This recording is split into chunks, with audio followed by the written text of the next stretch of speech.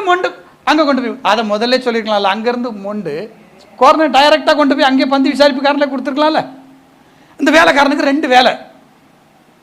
யோசித்து பாருங்க, அங்கேருந்து கொண்டு வந்து இந்த கற்சாடியில் ஊற்றணுமா, அதுக்கப்புறம் இங்கேருந்து எடுத்து அது கால்கள் வரதுக்கு ஊற்றி வைக்கிற பாத்திரத்தில் தண்ணி ஊற்றி வச்சுக்கிட்டு அவன் நம்மளா இருந்தால் கேள்வி கேட்டு அதை முதல்ல சொல்லி நான் அங்கே கொண்டு போய் கொடுத்து டைரெக்டாக அங்கேயே கொடுத்துருப்பேனே.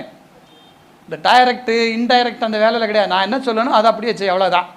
இங்கே ஊற்றுனா இங்கே ஊற்று, அங்கே ஊற்றுனா அங்கே ஊற்று.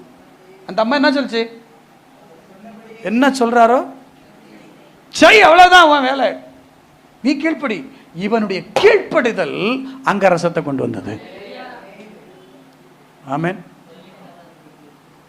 நான் சொல்ற எத்தனை பேருக்கு புரிஞ்சிச்சு? தண்ணி ரசமானதுல ஒருவனுடைய கீழ்ப்படிதல் இருக்குங்க.